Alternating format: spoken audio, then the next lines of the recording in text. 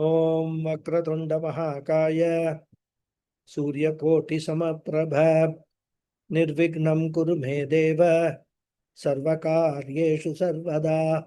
Om Shri Mahaganapataye Namaha. Om Shri Gurubhyo Namaha. Harihi Om. Sadashiva Samarambham Shankaracharya Madhyamam Asmadacharya Padyantam Vande Guru Paramparam. Asmadgurubhyo Namaha. Sutismrutipurananam Alayam Karunalayam Namami Bhagavadpadam Shankaram Lokashankaram Shankaram Shankaracharyam Keshavam Badarayanam Sutrabhashya Kritau Vande Bhagavantau Punah Punah Ishvaro Gururatmeti Murti Bheda Vibhagine Vyomavad Dehaya Dakshinamurtaye Namaha. Om Shri Medha Dakshinamurti Swamine Namaha.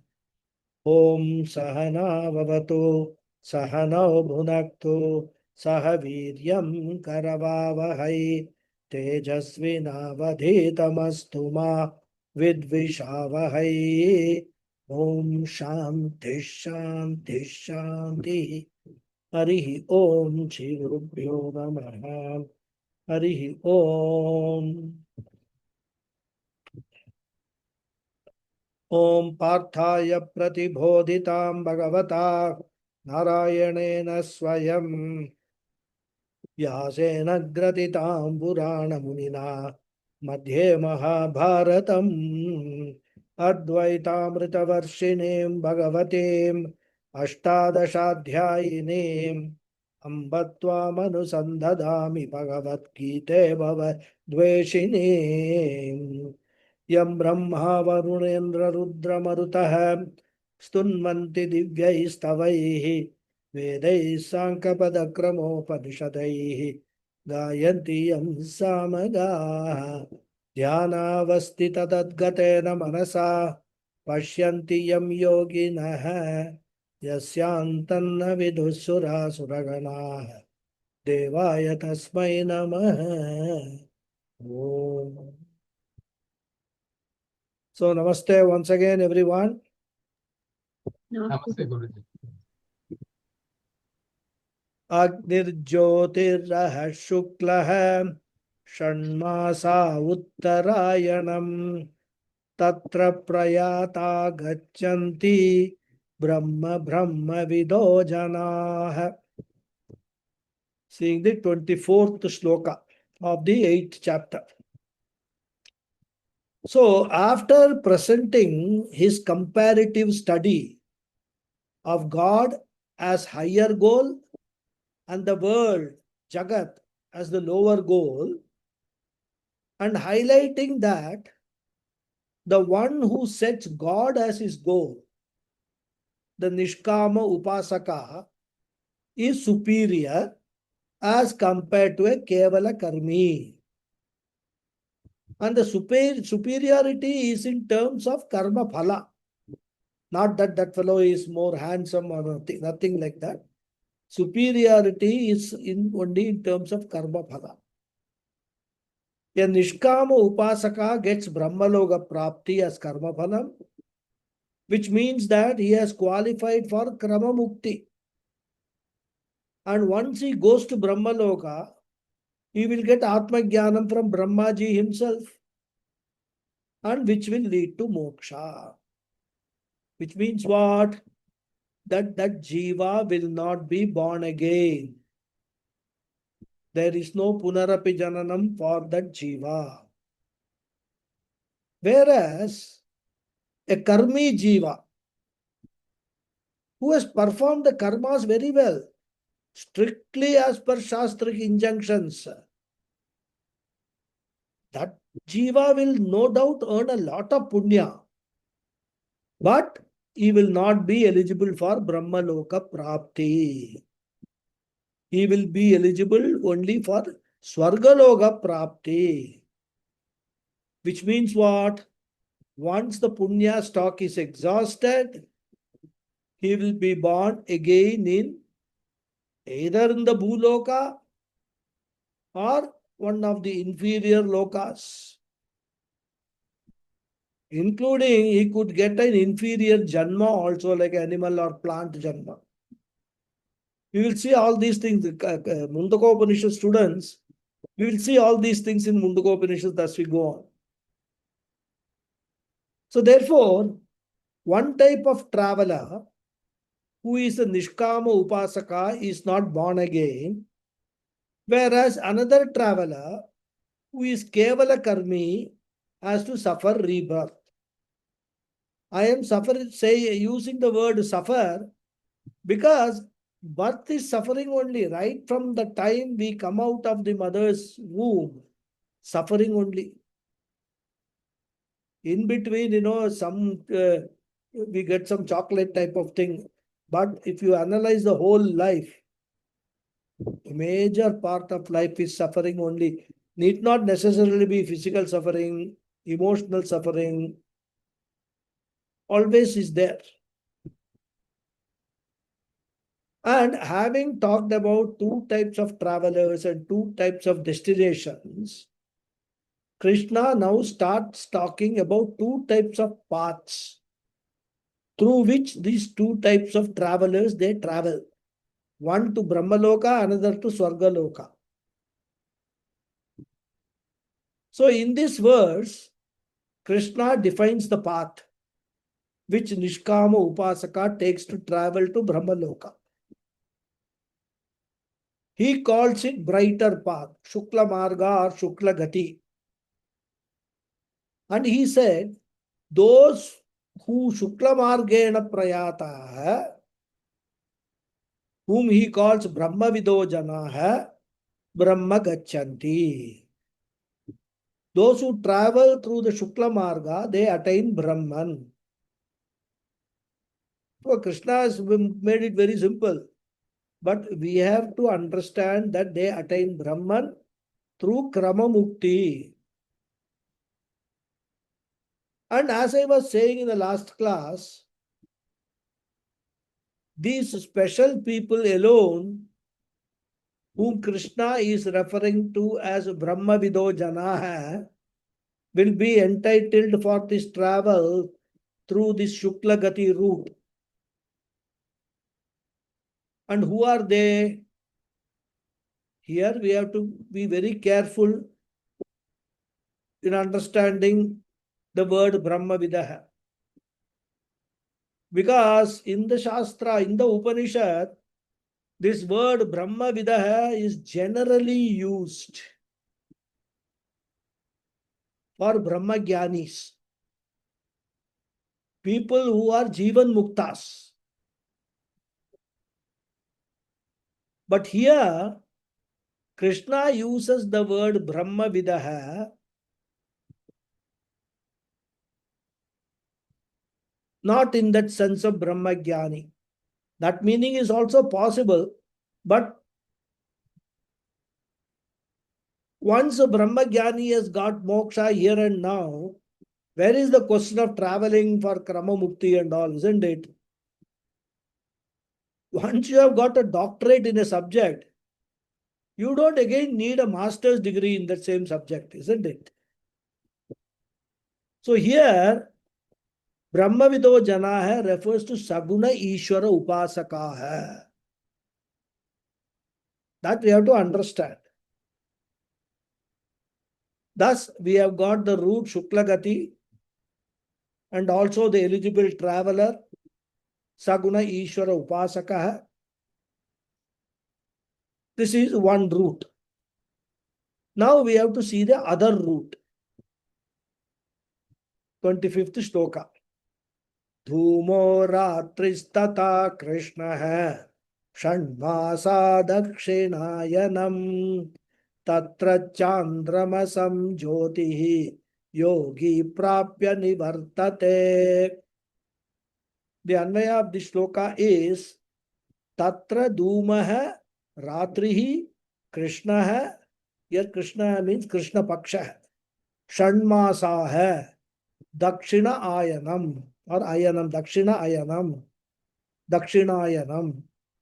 Yogi Prapya Chandramasam jyotihi nivartate. That is the Anvaya. Tatra. Tatra literally means there, but here we can understand as departing by the dark path. Dhumaha, which is presided over by the deities of smoke. Dhumaha means smoke. Ratrihi, night. Krishna, the dark fortnight. Tata, and. Shanmasaha Dakshinayanam. 6 months of the sun's southern course. Yogi Prapya, the yogi attains. Chandramasam Jyotihi, lunar light. That lunar light of the heavens. Nivartate, and returns. So departing by the dark path, which is presided over by the deities of smoke, night, the dark fortnight, and 6 months of the sun's southern course, the yogi attains the lunar light of the heavens and returns.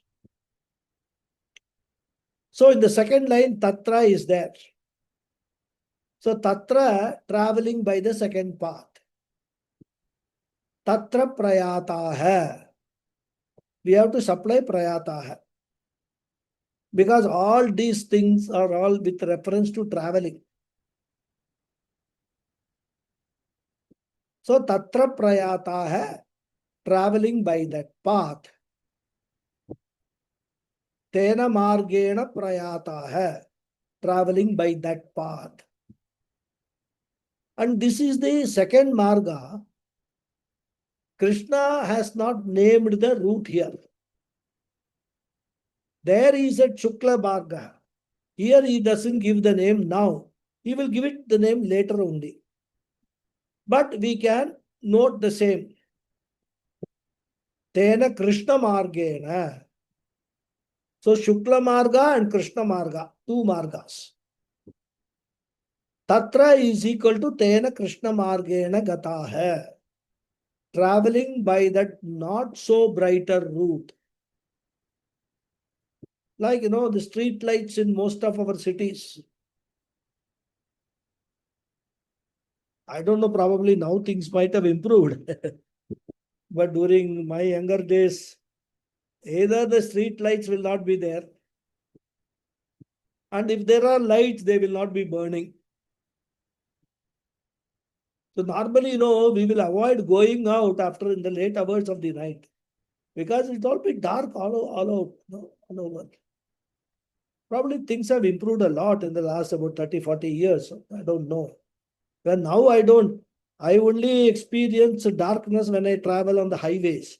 Highways, it is understood that they don't have lights and all for very logical reasons, because headlights are there for the cars and vehicles. Anyhow, so that is called Krishna Marga. Tatta prayata hai. Yogi prapya. Here the word yogi refers to a karmi, the ritualistic people. People who do not practice upasana. That you must carefully note. They are kevala karmi. They do all their duties very well. They do social service, everything. Lot of rituals, pujas, everything they do. Even family duties and all, they perform very well. Absolute perfect. Perfect husband, perfect wife, perfect, children. They are very good. They will earn a lot of punyam.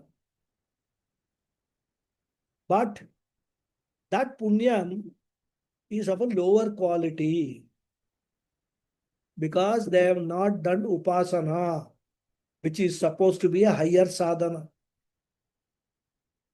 It is like, you go to all these outlet shops, at least in US and all, I see Canada and all. Here also it is there. Same material which is available in the main shops will be there, but some minor defect will be there. So price will be cheaper. If you don't mind the defect, it's okay. You can go and buy this, what they call factory outlet shops.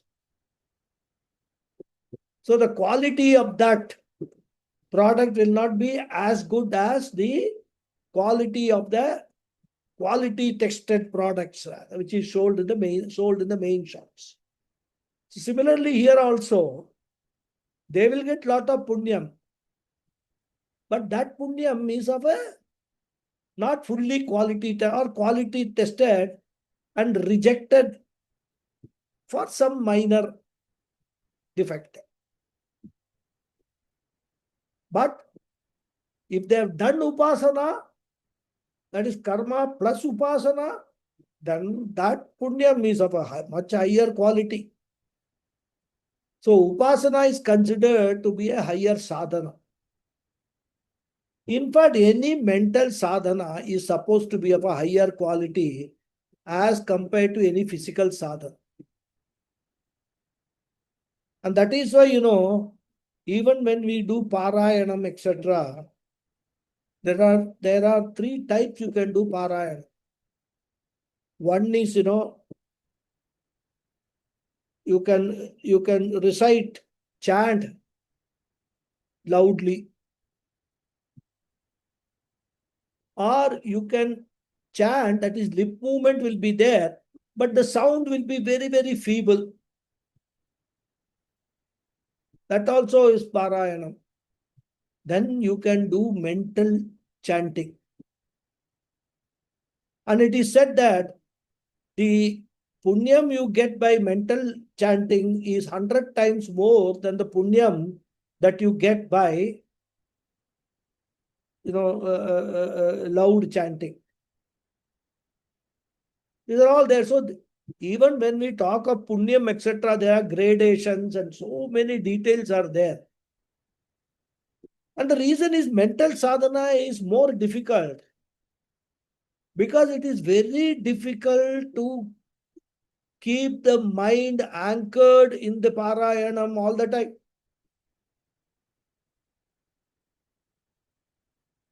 Chanchalam hi manakrishna.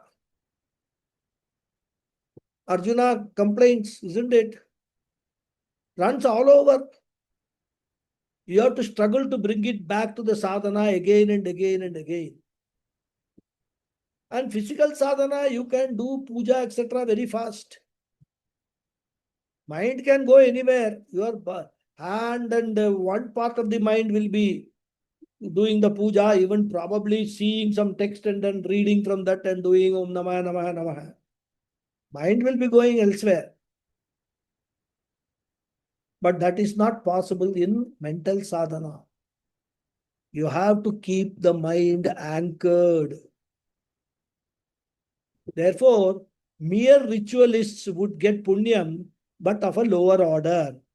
And therefore, he goes through Krishna Marga. And he reaches Chandramasam Jyotihi. Here, Chandramasam Jyotihi represents Swargaloka, which is also known as Chandraloka, which is lower than Brahmaloka. All this we have already discussed. It is above Bhuloka. This Swargaloka is above Bhuloka, higher Loka. Because above Bhuloka, because we have got Bhuvar Loka, Mahar Loka, Bhuvar Loka, Suvar Loka, Mahar Loka, Jana Loka, Tapo Loka, Satya Loka. Satya Loka or Brahma Loka. So Brahma Loka is the highest, through which the Upasaka will get Krama Mukti. But a ritualist will never go to Brahma Loka. He is not qualified for that. So they will go to only lower lokas, and lower lokas means Bhuloka. Anywhere between Bhuloka and Brahma Loka. And in fact, in the Shastras, all these lokas, Bhuvaha, Suvaha, Maha, Janaha, Tapa, they are all generally referred to as Swarga lokas. Different gradations Swarga. So that Swarga Loka, one of the lokas he will reach. And this Krishna Marga is also presided over by Devatas, like we saw Shukla Marga Devatas. And Krishna Marga, who are the Devatas? List is given, which is also described in the Vedas. And we accept what Vedas say because Veda does not lie, unlike us. Vedas tell the truth. And therefore, if Vedas say this is what it is, we just accept it. So what are those Devatas? Krishna says Dhumaha. Dhumaha Devata. Literally, Dhumaha means smoke. But here it is the name of a Devata. Dhumaha Devata. But generally, if you observe, go out at night, especially in winter season and all, the whole atmosphere, the smoky atmosphere is there. It could be mist. But you will find that it's not a very bright atmosphere. So that is one Devata, Dhumaha Devata. Then Ratrihi. Ratrihi literally means night. But again, here Ratrihi refers to Ratri Devata. Similarly, Krishna. Here, Krishna in this context means Krishna Paksha Devata. Like we had a Shukla Paksha Devata. So Krishna Paksha means the dark fortnight. There is a Devata for that. And then Shanmasaha Dakshinayanam. Dakshinayana Devata. So these four Devatas are given as a sample. In the Upanishads, actually, especially Chandogyo and Brahadaranyaka, etc., they give a list of all these Devatas and more extensive list. But Krishna feels only a few sample is sufficient. So he names just 3-4 Devatas. And guided by these 4 Devatas, this person will go to Swarga Loka. So now the question is, you said this Krishna Marga, gloomy path. If these people are going to Swarga Loka, why do we call it a gloomy path? Because Swarga Loka is also a higher Loka. Should it not be also called brighter path? We can call it brighter path, and the path to Brahma Loka, we can brightest path, we can say. And in Swarga, people are always happy, isn't it? So then why do we call the path to heaven as a dark path? Krishna says there is a reason. And the reason is Prapya Nivartate. The good news in the case of Brahma Loka is they go there, get Atma Jnanam, and they don't return. Whereas the bad news in respect of the Swarga Loka is the Jiva will go there because of all the punya earned through karma. Karma, Anushtanam, everything perfectly done. Go and enjoy in Swargaloka. All right. But once the punyam gets exhausted, he will come down. And he will be more miserable. He or she will be more miserable. Because even if you come to Bhuloka,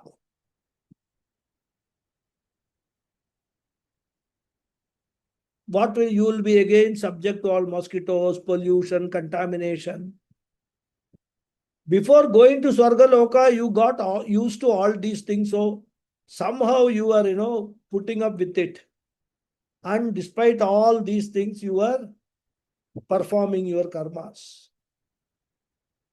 Went to Swargaloka and a long period, whatever is the time, depending upon the stock of your punyam, enjoyed everything. No dukkha at all. No mosquitoes, nothing, no cockroach. Pure clean air. All entertainment. No TV serial shows.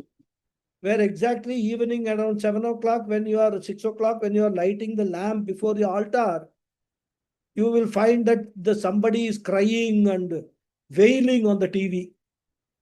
Very, very Shubha Muhurtam that will be. All that you want to do, light the lamp, pray for some time. That is your time for appointment with the God, and may not be in your house, maybe in the neighbor's house. Some women will be wailing, crying, and some fellow will be shouting and all. Upasana at that time is impossible. Anyhow. So, in spite of all these things, somehow we have learned to survive in this Bhuloka. And then we go to Swargaloka, and having enjoyed better health, free of mosquitoes, clean, pure air, as I said, water, entertainment, live entertainment galore. Here, if you have to go to some concert, you have to plan in advance, buy tickets, thousands of rupees tickets. No TV and all pure entertainment. Urvashi, Ramba, all those dancing and all that. Gandharvas, singing. All that will be there in Swarga. The moment you come down, you are back to your previous miserable state. And suppose you are enjoying in Swarga, even there also, all the time you will be tormented with the thought that one day I will have to go back. When my punyams get exhausted, I have to go back to this miserable bhuloka. So even in Swargaloka, life will not be without despair. You will start countdown. Okay, one more day gone, one more day gone. I don't know when that D-Day will come and suddenly I will vanish from here, go back to Bhuloka or even worse lokas. And therefore, that path which leads to this Swarga is not bright, not that bright as compared to the Brahmaloka path. So compared to Shukla Marga, Krishna Marga is certainly inferior, and therefore it is said it is dark like the black spot in the sun. Really speaking, even in the sun, the black spot is not a black spot at all. It is also a bright spot only. But it is black spot compared to the other parts. It appears black. So Krishna Marga is darker or gloomy as compared to Shukla Gati. That is how we have to understand. So thus we have got the second Marga, which is called Krishna Marga. Who is the traveler? Yogi. And here I have already said, yogi means a ritualist. Non-upasaka ritualist is called yogi. In Sanskrit, karmi, to be precise. Kevala karmi. So Krishna has now defined the second marga also, the route to Swarga. Now, Krishna sums up these two margas in the next verses. We will read. Shukla Krishne Gati Hete Jagata Shaswate Mate Ekaya Yatyana Vrittim Anyaya Vartate Punaha. As I said, this is summing up, so some of the ideas are repeated. Ete Gati Jagatah Shukla Krishne Hi Mate Shashwate Ekaya Yati Anavrittim Anyaya Avartate Punaha. Ete Gati, these two paths, Jakataha of the world, Shukla Krishna, known as bright path and the dark path, He Mate are indeed considered Shashwate to be eternal. Ekaya by one, that is the former. Yati, one attains. Anavrittim, the world of non-return. Anyaya, by the latter. Avartate punaha, one comes back again.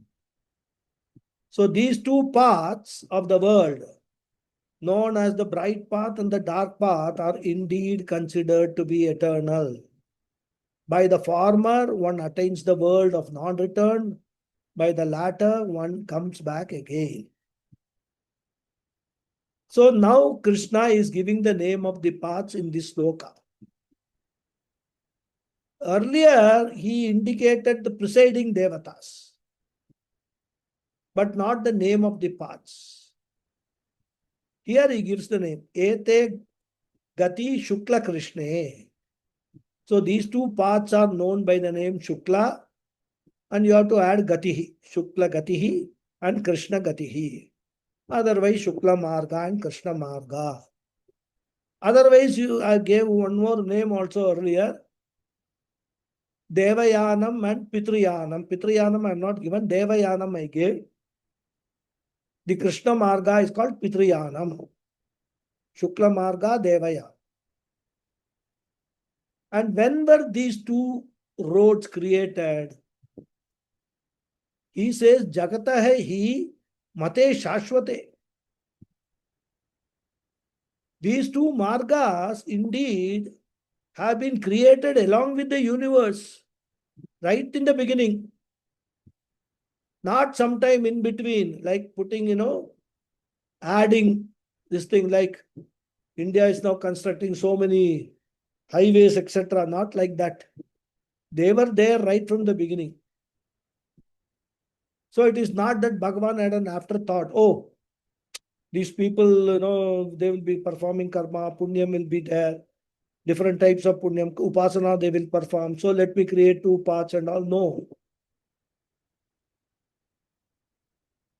It is not a later added route. Along with the creation itself, these two routes have been made. Because along with creation, Veda has come. And along with creation, karma, upasana, teaching is also being given. And along with creation, human beings have also come.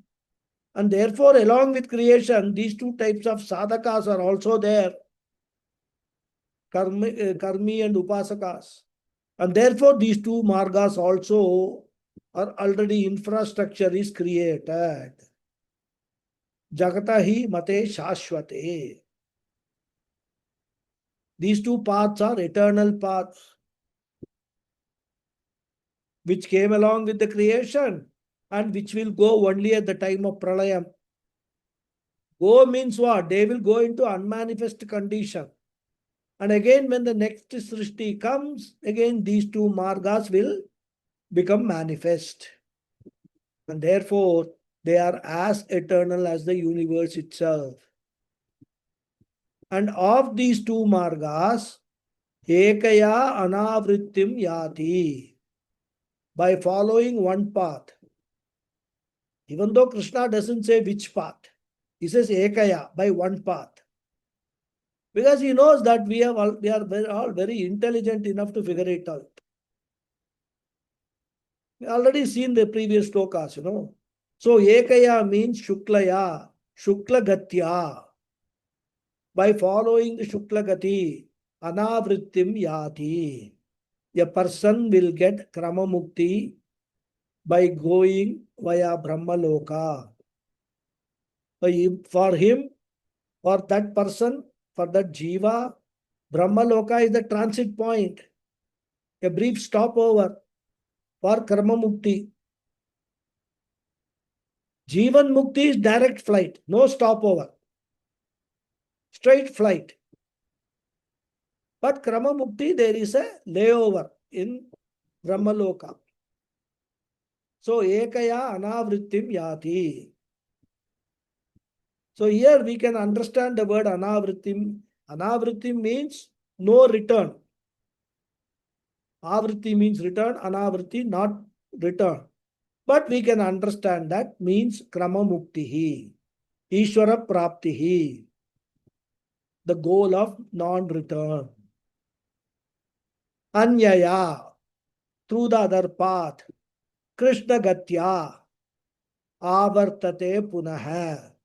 A person will definitely go to Swargaloka because even though he has not done Upasana, he has done noble karmas, he has done service to the society, he has done lot of puja, he has done all his duties. Therefore, certainly he has acquired lot of punya.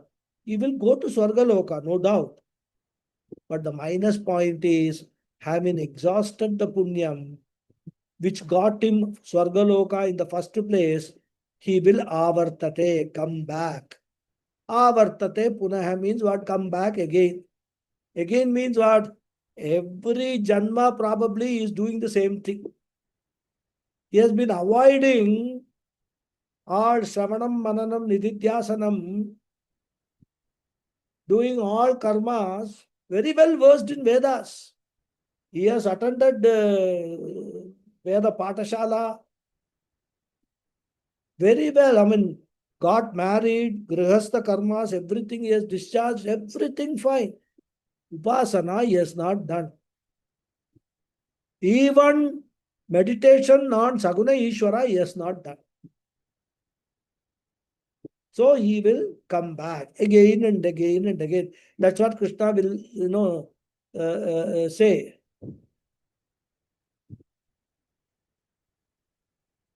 Punarapi punarapi jananam, punarapi maranam. The cycle will continue. Now there is a problem. In the previous two verses, they have got certain confusing aspects which need to be explained. I hope some of you might have got what are the confusions in the previous two verses. So that needs to be understood carefully. What are the confusing aspects? So in the previous two slokas, Krishna said Uttarayanam and Shukla Paksha and daytime. Ahaha, right? So Krishna says, whoever dies in those times, Uttarayana Kale or Shukla Pakshe or Ahaha daytime, person will go to Brahma Loka Krama Mukti. So such a statement is bound to give an impression that the time of death will determine whether we will get Shukla Gati or Krishna Gati.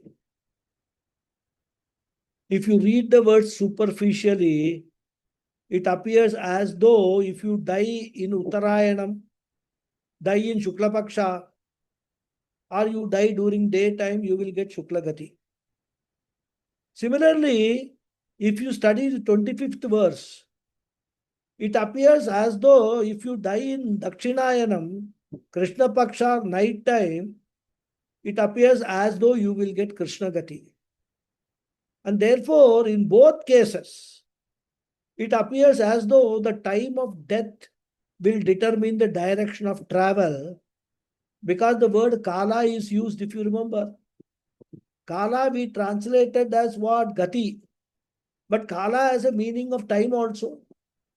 So superficially, if you read these slokas, you will think that if you die in Uttarayanam, you will get Brahmaloka. If you die in Dakshinayanam,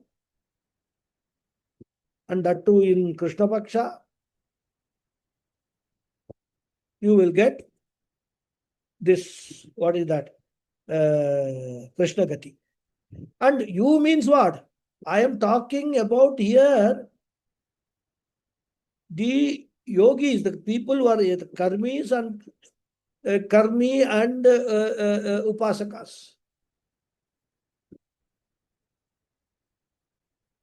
In fact, when we also we have experienced, somebody dies in the family, the priest will come. Suppose it is Uttarayana Kala. Oh, you will say, oh, what a noble soul. He got such a good death in Uttarayanam, he has died. All ambak means nothing from a sastric point of view.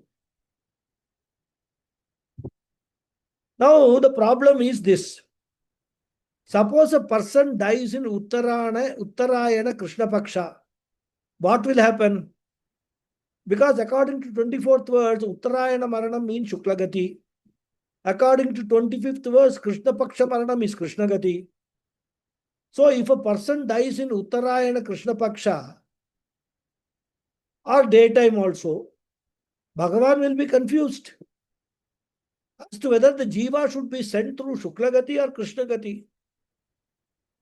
And opposite, suppose a person dies during Uttarayana Shukla Paksha, but in the night, Ratrihi, then also Bhagavan will be confused.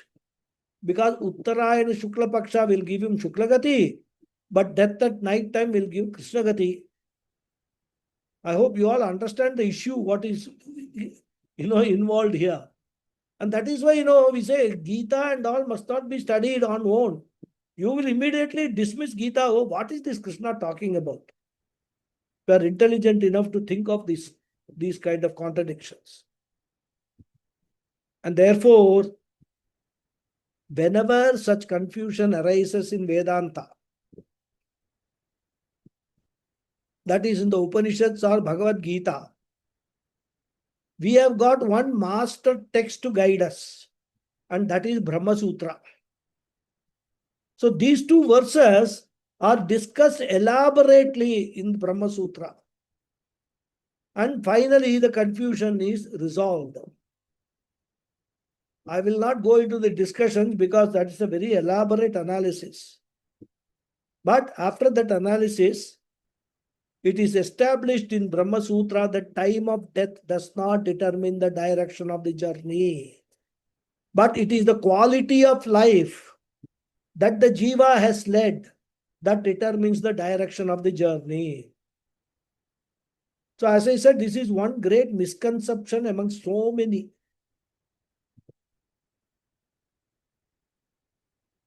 And this misconception gets reinforced by the priests who come to perform all these, Antyeshti karmas. And they will say, oh, Bhishma Pitama waited for Uttarayanam so that he could get Krishna Gati and all that. All stories. The underlying principle is that if you are given Shukla Gati, which you will get by doing lot of good karmas, that is figuratively stated in the scriptures as waiting for Shukla Gati and all, for Uttarayanam, etc. Another way also we can say, when the priests come and say all these things, they say that they're consolatory words to mitigate the grief of the family. As at the time of death, families, suddenly the person who has died is no longer there. They will feel a vacuum. So they'll say, no, don't worry. They also don't know what is going to be the fate after death. Nobody knows. So they'll say, don't worry. He has died in Uttarayanam, in Shukla Paksha. He will go to Brahma Loka and all that. So just to console the family. Therefore, the message is, time of death has no relevance in determining which path the jiva will take. Time of death is determined by the law of karma, by your prarabdha, not by the time and not by anything else. So Shukla Marga or Krishna Marga will be decided based upon the quality of life, type of life you have led. Therefore, never interpret these two slokas as referring to the time of death at all. And not only that, if the time of death will determine the higher goals, there will be further problem. Because how many criminals die in Uttarayanam? Many criminals, they will die in Uttarayanam, Shukla Paksha. Some of them may be, given this hanging, punishment during daytime. Does it mean all those fellows having committed all the crimes, all adharmic karma, they will get Shuklagati? And how many saints? How many Jivan Mukta? Puja Swamiji himself, he attained Samadhi in Dakshinayanam in the month of September. Of course, in the case of Gyanis, this will not apply because he will say there is no travel at all. But suppose somebody, Upasaka, done very good Upasana, he dies in Dakshinayanam at night time in Krishna Paksha. Does it mean he will get Krishna Gati?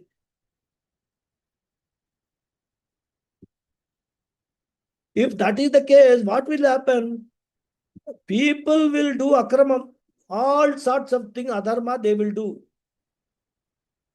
And then commit suicide in Uttarayanam Shukla Paksha daytime and get Krama Mukti. Like, these days, the cesarean operations are done.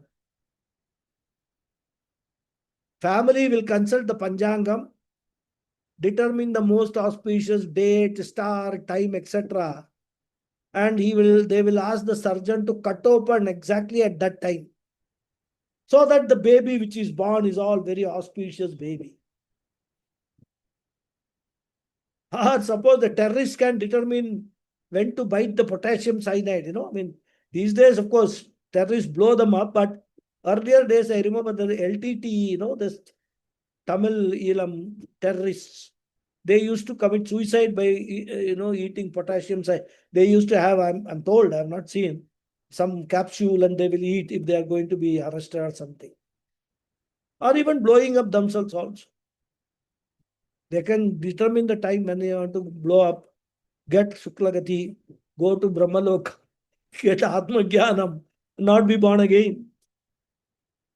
All these confusions will come. Therefore, time of death does not determine the path after death. It is the quality of life. This is the conclusion made in Brahma Sutra. And Krishna himself makes it very clear in the 26th verse that Shukla Krishne Gati Hete refers to Marga and not the time at all. Now, next sloka.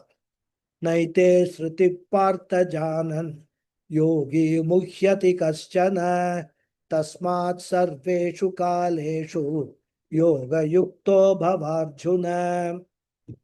Anvaya is He Partha Janan Ete Sruti Na Kaschana Yogi Mukhyati Tasmat Bhava Yoga Yukta Hai Sarveshu Kaleshu He Arjuna. Advice giving. He Partha, Arjuna, O Arjuna, Janan, having known, Ete Sriti, these two paths, Na Kaschana Yogi, no yogi, Mukhyati, gets deluded, Tasmat, therefore, Bhava Yoga Yukta hai, be committed to meditation, to Upasana, Sarveshu Kaleshu, at all times, He Arjuna, O Arjuna. So, He Partha, O Arjuna, having known these two paths, no yogi gets deluded. Therefore, be committed to meditation at all times. So, Arjuna. So, here Krishna says, I have talked about two destinations, two paths, two types of travelers very clearly. And having known the difference between the two, na yete sruti janan. Sruti here means gati. Gati means what? Margau. Margav Janan, having clearly known, understood these two paths.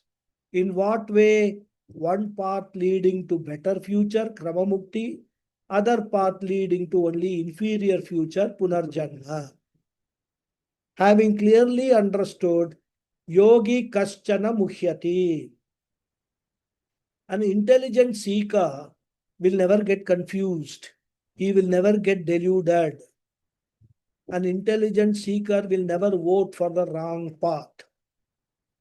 So here yogi means a viveki, an intelligent seeker who will not get confused with regard to karma marga or upasana marga.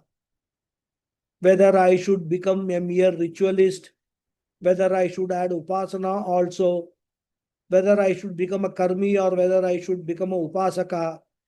All such doubts will not come to an intelligent seeker once he has studied the Shastra. And Arjuna, you come under which group? Intelligent or unintelligent? So Krishna says, Arjuna, I assume that you are in the intelligent group. You are an intelligent seeker.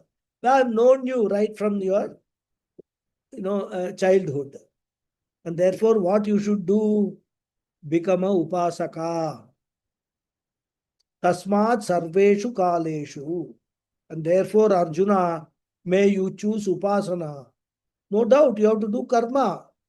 That's why he keeps on saying, yudhyacha, yudhyacha. You have to do your duties. You have to do your Panchamaha Yajnas. Let karma go on. But add to your karma Saguna Ishvara Upasana also. And therefore, Sarveshu Kaleshu, at all times, beginning from now onwards, Yoga Yuktaha Bhava. Here, Yoga means Saguna Ishvara Upasana. Yoga Yuktaha Bhava means may you choose Upasana. Here we should be very careful. When I am asked to choose between karma and upasana, I have to choose upasana. But remember, in the 8th chapter of the Gita, Jnanam is not in the fray contesting the election. Because if Jnanam comes into the picture, then Jnanam is superior both to karma and upasana. Therefore, you must remember that for the purposes of 8th chapter, Jnanam is kept aside.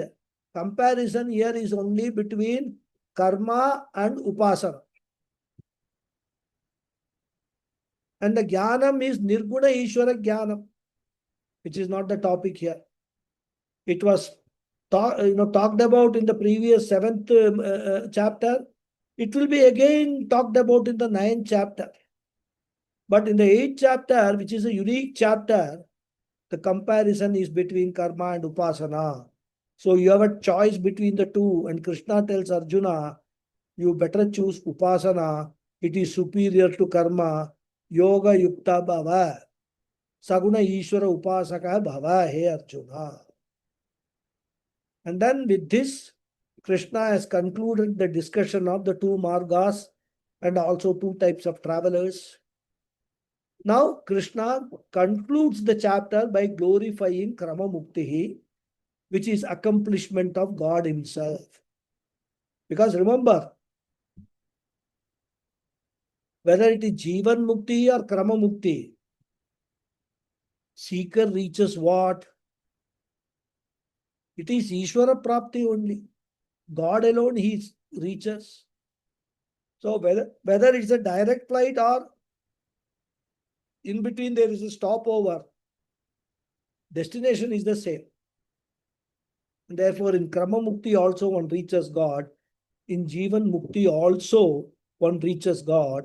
And therefore, Krishna glorifies God as the destination. Last shloka. Vedeshu yajneshu tapassu chaiva daneshu yat punya phalam pradishtam atyeti tat sarvamidham vidhitva yogi param sthanam upaiti chadhyam. So, Anvaya, vidhitva idam yogi atyeti sarvam tat punya phalam yat pradishtam vedeshu yajneshu tapassu cha eva daneshu upaiti param cha adhyam sthanam.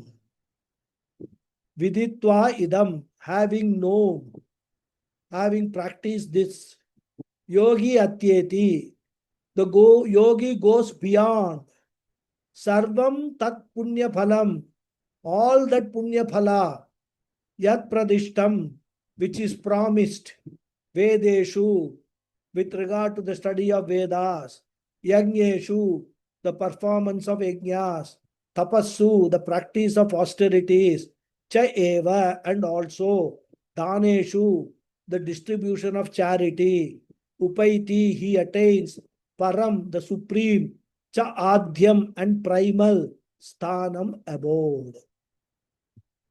So having known and practiced this, the yogi goes beyond all that punya phala, which is promised with regard to the study of the Vedas, the performance of the yajnas, the practice of the austerities, and also distribution of charity.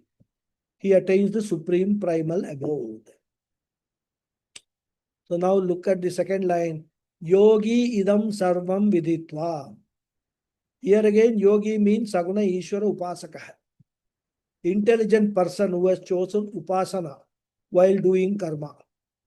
Krishna says that person, that yogi, has understood what I have taught throughout this chapter. And therefore, having clearly understood this teaching, this Saguna Ishvara Upasaka follows upasana, and by way of that, Param Sthanam Upaiti. He votes for Krama Mukti and attains God. So here, God is described as Param Adhyam Sthanam, the supreme and beginningless abode or destination. So here, the word Adhyam, we have to understand as Sarvakaranam. Param means the highest. Sthanam means destination or abode, which is none other than Nitya Ishwaram Upaiti. And what is the glory of this Nitya Ishwara? I think the current has gone. So the internet is working, but my video, I think, let me see whether I'm seen on the video. Ah, it is there. Yeah, current has also come.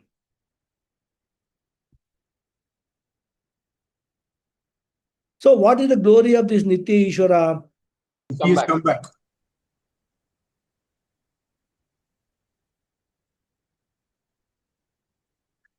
You are muted. Not able to hear you. No, you're muted, Guruji. Guruji, you're muted.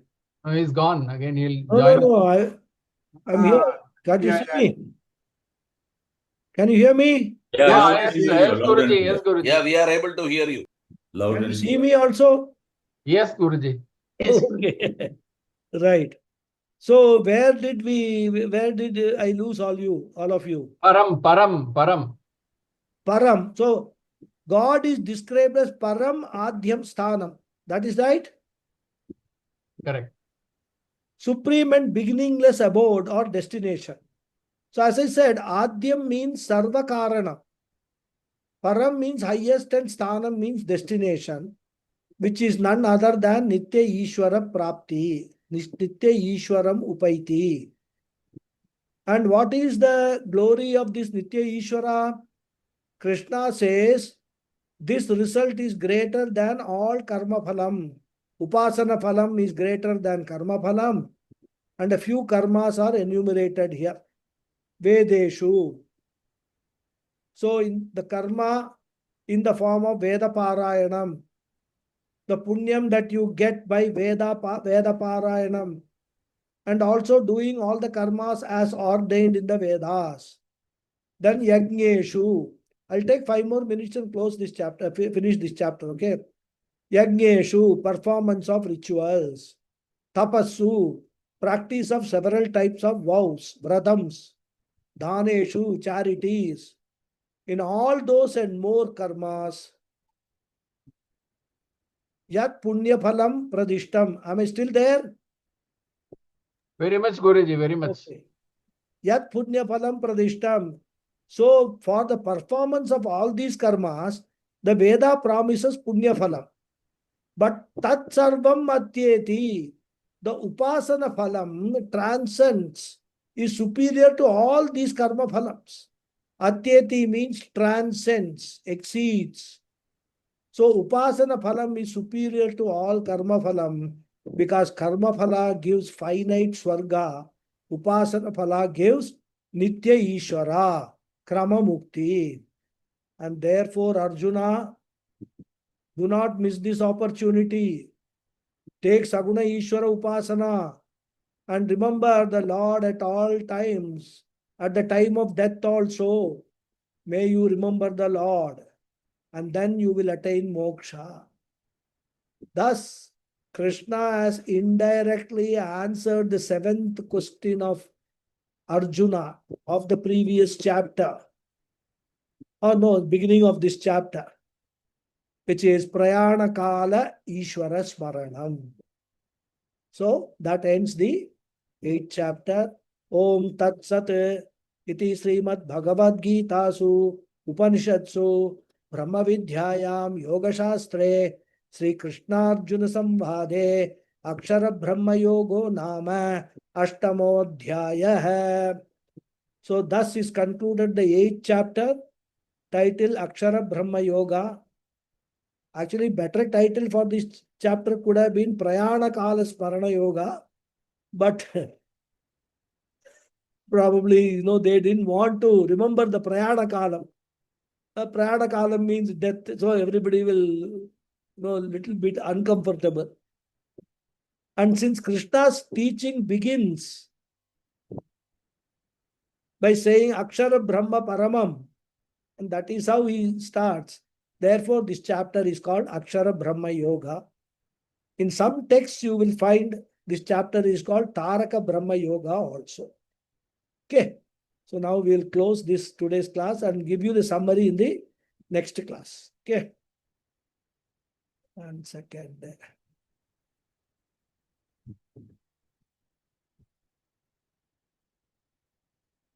Om Purnamada Purnamidam Purnat Purnamudachyate Purnasya Purnamadhaya Purnameva Vasishyate Om Shanti Shanti Shanti Harihi Om Shri Gurubhyo Namaha Harihi Om. I don't know whether the last part got recorded or not. Huh? No, No, it is not recorded. it's not Not recorded. recorded, no? It is not recorded. After the... There was a gap and then again recording started. Now it is in recording only. See, There was a break. let me check if it is not recorded. What I will do is I will separately record and then insert that clip. Okay. Let me check the recording. Okay. Okay. Yeah, recording came on again, Doctor. I will have to see from where it came on, Suppose there is a gap, then I will have to insert what I said by re-recording it. And these days technology is there, so I can do that. It's not a problem. But let me first check the recording if there is a gap. Okay. Okay. Thank you. Thank you, Guruji. Hariom. Thank you. Thank you, Guruji. Thank you. Speak Thank you, something. Guruji. Thank you very much. Guruji. Thank you. Pranam. Thank you, Hariom, Guruji. Hariom Guruji, thank you. Hariom. Guruji, we discussed about Shukla Paksha and Krishna Paksha. Okay. In other words, it is 50-50. Who people give up their life in Shukla Paksha are definitely to go to Brahma Loka. And Krishna Paksha, the 1 other. second, Krishnji. Yes, Let sir. me see whether this recording is there or not. I'm not able to find out. And there is no indication. You seem to have Here on my lost screen, it interest. is showing as it's being recorded, Guruji. Yeah, exactly. It's Recording is there. Okay, continue. Yeah. It's showing. Yeah. Oh, So so Krishna Paksha and Shukla Paksha, and Krishna what you are Paksha. saying? Okay. Now, what happens to people who die in the battlefield? Doesn't matter. No, they say, as per what I have read or heard, people who die in the battlefield supposed to go to Brahmaloka direct. See, No, they're all, see, no, all these are all arthavadas because in Shastras there is no mention. mm, I mean, for example, so many soldiers, even during Kurukshetra war, who were on the adharmic side, exactly. who were witnesses to all that akramam which Duryodhana and company did, they all died in battlefield only. Does it mean that there's a huge train going to Brahmaloka? No, Duryodhana and his brothers may not have gone because they were fighting for Dharma. His people who fought for him because they were obeying the orders. That's exactly what I'm trying to tell you. Now that goes into a different question. Just Mm, because you are getting orders, should you do adharmic karmas? For that matter, all these terrorists who killed the 26 people, they should go to Brahmaloka. They were following orders, isn't it? But the point no, is, no. The people Shastra who doesn't got killed should recognize go to all the this. The people who got killed should go to the Brahma Loka, not the terrorists. The So terrorists that we is don't another thing. So the point is where they die, when they die, how they die, these are all not relevant from a Shastra point of view, whether Mm, you get Shukla Gati or Krishna Gati. There are only two things which are determined, which determine this. Whether you have been a karmi, a good karmi, a very, very successful karmi for that matter. You have done all duties because even if you say somebody has died in the war, it's a karma, right? exactly. It's a It good is karma. swadharma, he has swadharma, he has actually performed. And if otherwise, because he would have got punyam for that, no doubt. Because he has performed swadharma and he has been loyal to his party, whomsoever he was fighting. All that is the punya he will get. Correct. But if he has not led that quality life in terms of, Vedeshu, Yagneshu, Tapassu, Daneshu, if he has not done all those, then he may get some punya, but even that punya, if it is sufficient for him to go to Swargaloka, we will have to see. Because Swargaloka, just because you get some punya, some 10 units of punya does not mean you will get Swargaloka. Maybe Swargaloka requires 100 units or 1000 units of punya, which you will get through all doing all these things. Vedeshu, Yagneshu, Tapassu, Daneshu. Yeah. So all those things have to be determined. Mm, Yeah, we cannot say, oh, punya you got, so you go to Sargaloka. No, punya also gradation is there, isn't it? Then baggage. No, the character of How much karma. papa is there, that also we have to see. Baggage. Unless a jiva's punyam account is so heavy that he gets promoted as to Swargaloka. mm, mm. No, Then it's not the end of the story. Swargaloka, he will go enjoy, all right. Then one Trump will come. He will say, new immigration policy. Those were not even exhausted punya. no, No, you don't know. no, no. Will this aspect get covered in the Bhagavad Gita as we proceed along? Krishna advising Arjuna. Yes. That aspect is very much covered. In fact, he covered it in the second chapter itself. No, about the going to heaven, hell, and all, it's only come now. Correct. But so Mm, far as punyam is concerned, mm, that is why throughout Bhagavad Gita, Krishna's only advice to Arjuna is Swadharma Anushtanam. Krishna says, Arjuna, you have come to the battlefield to fight. correct, You have come for a dharmic war. correct. You have come to uproot adharma. Mm, Don't run away from here. Don't think that you can go and do sannyasa and do some atmajnanam and all. No. You should fight, and that is why time and again Krishna will tell Arjuna, fight, fight, fight. And in fact, in the 17th or 18th chapter, Krishna becomes so desperate. He will tell Arjuna, we'll come to that later. Whatever I have to tell you, I have told you. Now you do whatever you want to do, Baba. Like we tell our children, you know. He throws his hands up. I have told you everything. I have given you good life. Now whatever you want to do, you do. You are not going to listen to me, I know. Krishna says that he actually surrendered. Krishna surrenders to Arjuna. Eh? But of course, Arjuna is, he says, no, not like that. I have understood all that you have told. I will do what you say. That is what he said. That is how he continues with the Mahabharata. Mind you, the whole Bhagavad Gita happens even before the war has broken out. When Arjuna is just, inspecting, Surveying the whole thing. surveying the whole scenario, the whole problem starts. And Krishna has given the whole advice even before the first arrow has been shot. After that, the very first the whole Kurukshetra war takes place. Arjuna kills everybody. Even when we come to the 10th chapter and 11th chapter, Arjuna says, I want to see your your real Rupa, real form. Correct. Vishwarupa, I want to see. When Krishna shows the Vishwarupa, this fellow got bewildered. I mean, he is scared to death. Oh my God, this is your real name. I don't want to see this. Please go back to your original, smiling Krishna with the Changu Chakram and all that. He pleads to Krishna, please stop this. Don't show me this. So, throughout this Bhagavad Gita, this is the thing.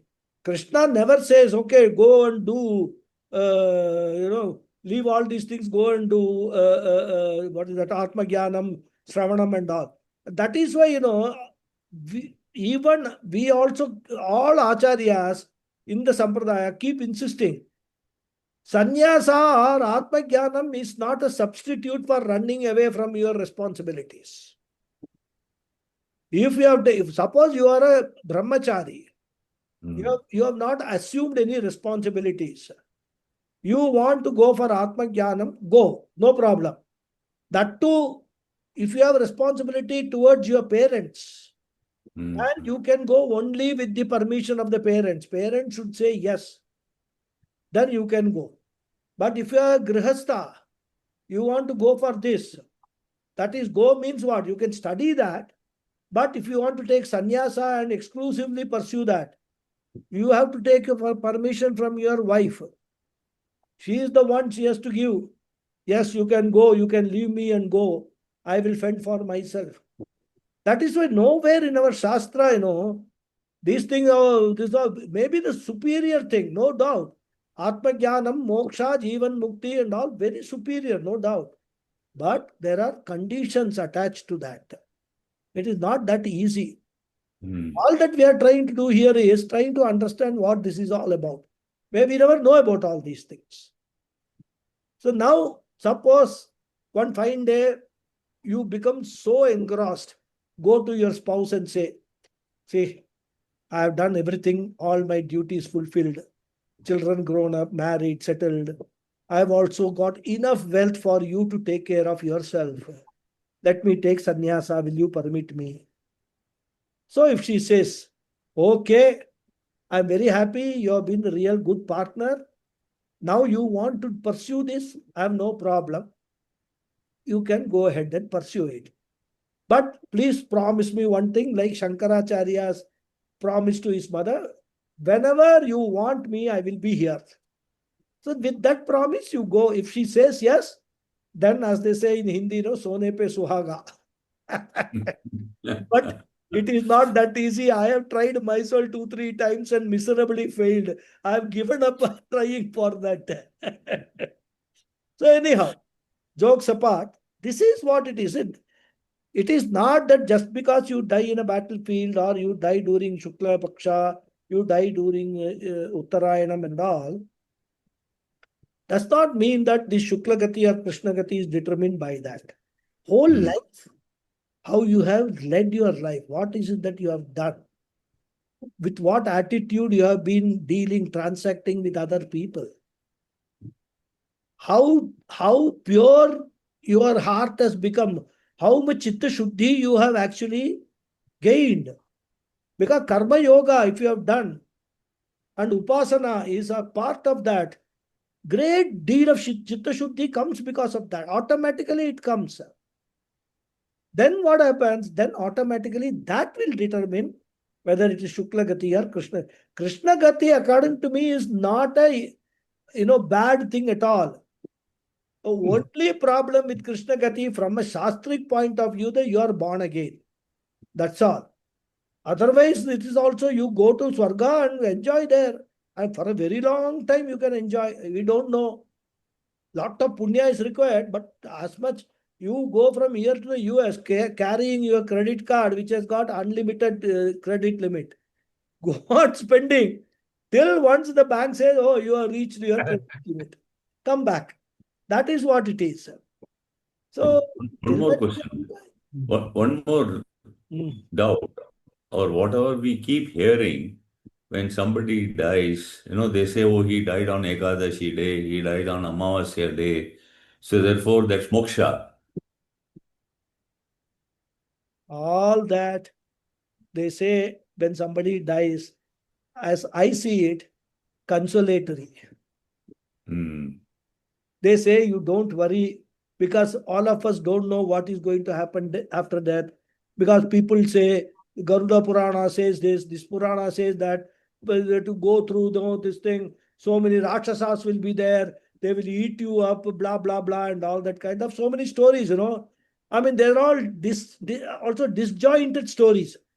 I mean, we have not followed any one line of story consistently.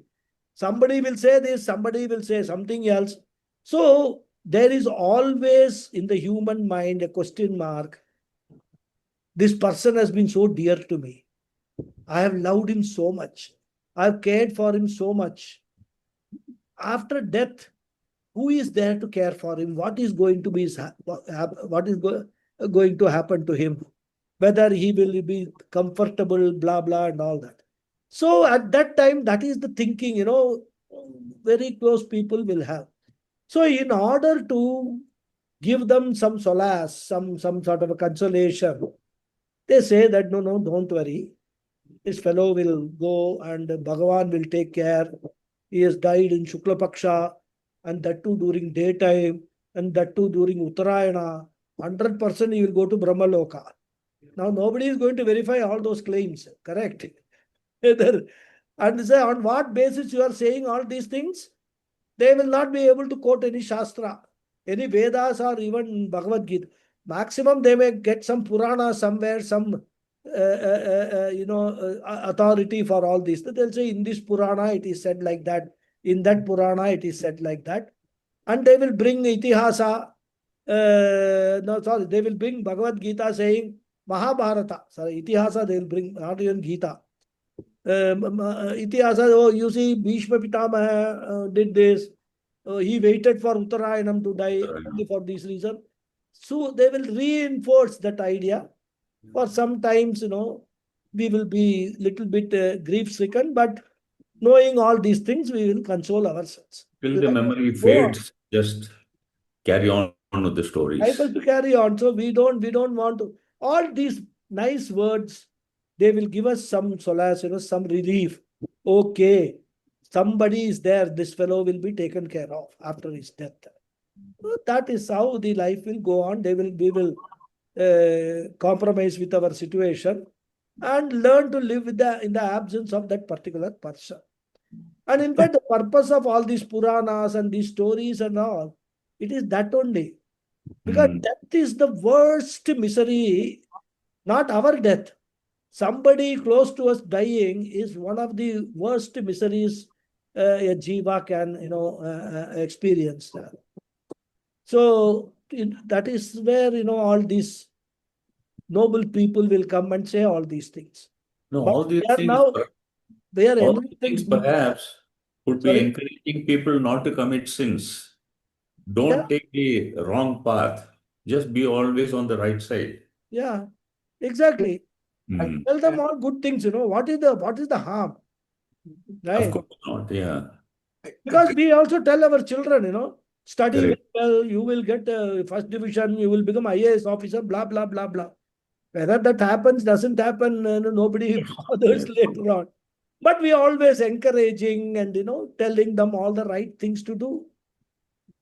In fact, some children have this problem. When they are in school, they will say, you get very good marks and you will become IAS officer. Then the child, if he is not very intelligent, he will think by the time he gets out of school, directly he will be appointed as IAS officer. Then he will be told, no, no, no, you go to college and get a degree. There you score high marks, you will become IAS officer. Then also he will think, oh, okay, now I've got a first division gold medalist. Can I become IAS officer? No, no, no, you have to give one more examination for that. The boy will say, oh my God, I mean, enough is enough. Don't go on, making me a fool like that. So like that only, they say all nice things. That is what human mind wants, actually speaking. We want comforting words.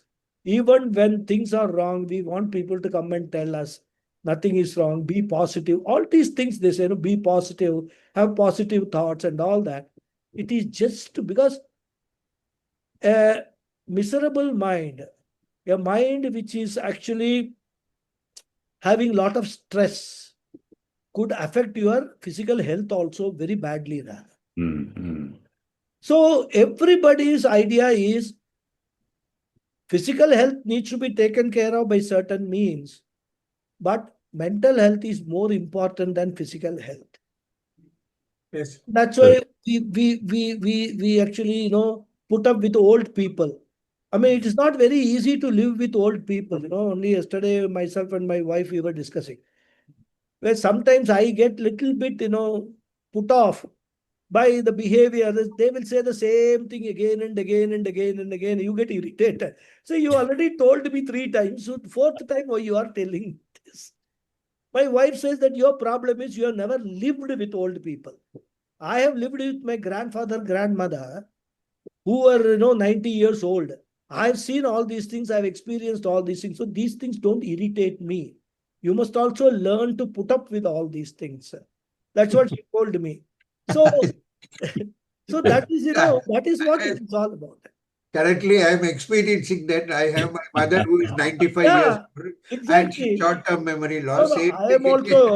am also experiencing it because here in Nana Nani, one of my wife's distant relatives, their son and daughter-in-law have gone to Germany to be in with their son. So they had no place to leave this old lady. She's 95 years old. Okay. So they have left us in our house. She's here with us. Okay. Okay. Now she has got her own this thing, and she keeps telling me every time, do this, do this, do this. Night also, close the door, switch off the light. I ask her, do I not know all these things myself? That night I have to close the door. Do you mean to say that if you don't tell me, I'm going to leave the door open and all lights on and then go to sleep?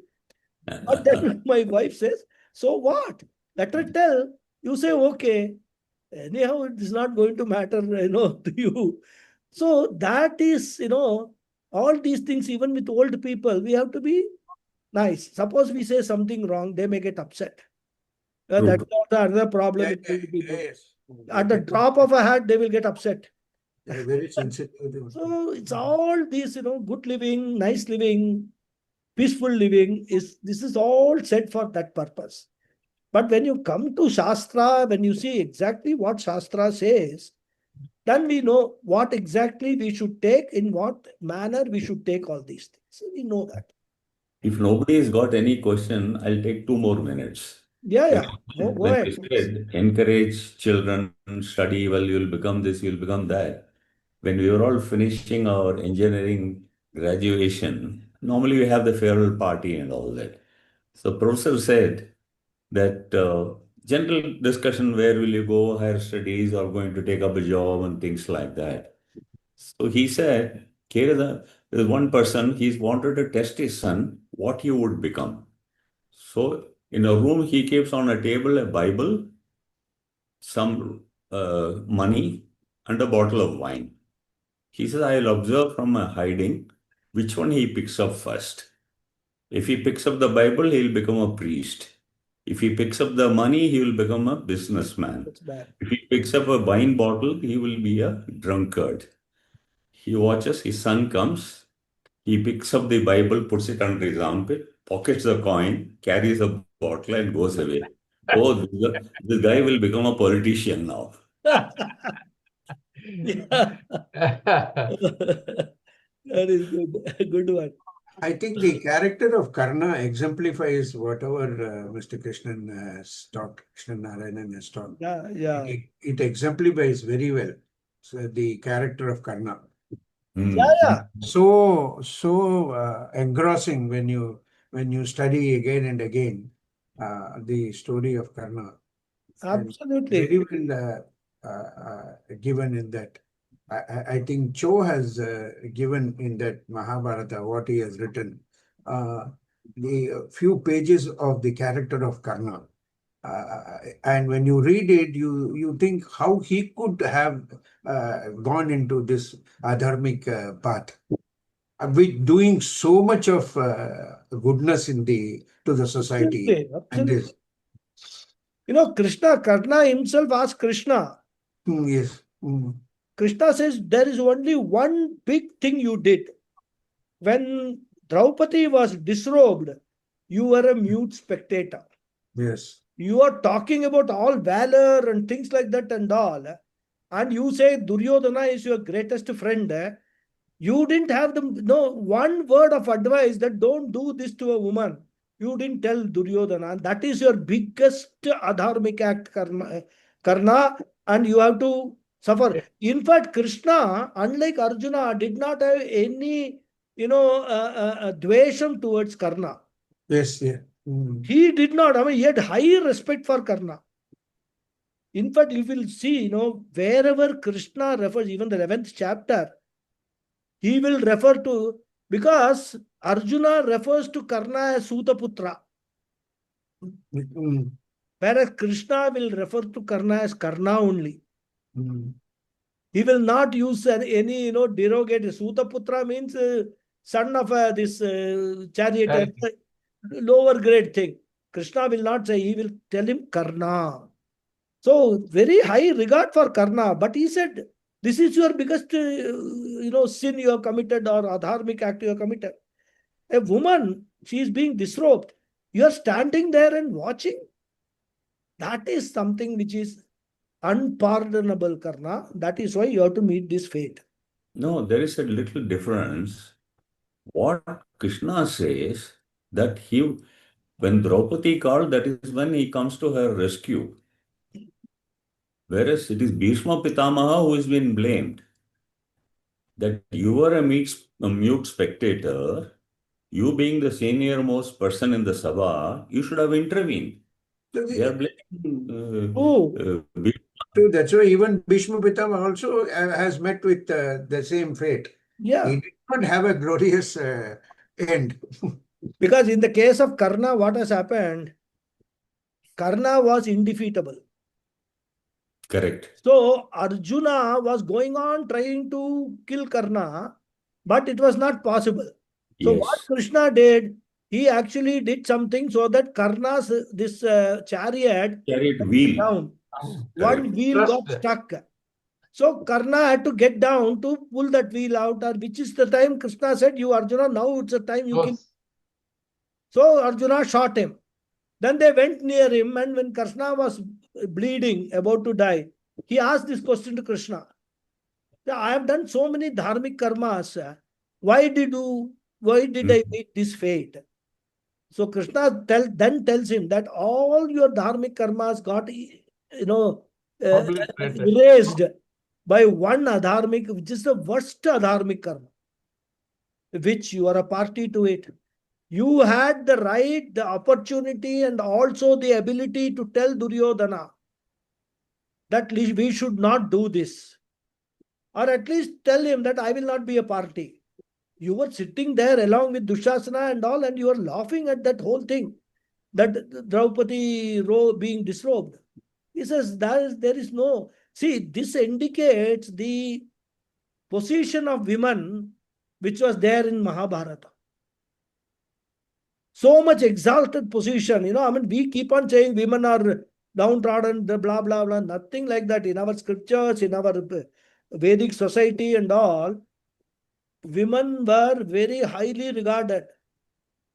But last 1,000 years is what has happened. We have got the Islamic culture of being, women being delegated to the background, or even the English culture where women were given the vote to enfranchisement only somewhere in 1950s. Till that time, they were denied even the right to vote. So we have got that mentality is there. Of course, now I should say under Modi last 10 years, giving, the prime place to women, even in the Operation Sindoor we have seen, even the word Sindoor itself is a very great, I would say, a tribute to the women power in India rather. So that is changing. But at the lower level, the people's mind, that change has to come. People have to recognize that women are as important, as equal as men. Not necessarily in terms of their capabilities, but in terms of the role that they play in running the whole family, the world, etc. That realization has to come, and we have to respect the women like, anything rather. So all those things are there. So we can go on talking about all these things. One more thing, Guruji. Had Bhishma Pitamaha then intervened, say, stop this atrocity, enough is enough, probably Mahabharata would not have happened. Would not have happened. We don't have Gita, Bhagavad Gita. We won't have. Perhaps this is all. Whether all these things happened or not, we don't know. Well, of course not. Because itihasa means Uh, it is some facts, some fiction. So probably Vedavyasa wanted to convey the message of Bhagavad Gita to the world. So he sat down and wrote the whole story and put Bhagavad Gita in the middle as the heart of Mahabharata. And give it a context. So that, the story is there. And then when you are giving a context, you have to exaggerate. Stories are, good side is also exaggerated, bad side is also exaggerated, isn't it? Correct. So that is probably, we don't know because we are not qualified enough to go into all those and analyze them and all that. True. But from whatever little we have learned, elders have told us, we try to share and, try to make sense out of all these things. Even Vishnu Sahasranama would not have been there. No. Because he resides on the bed of arrows. Exactly. They will not be there.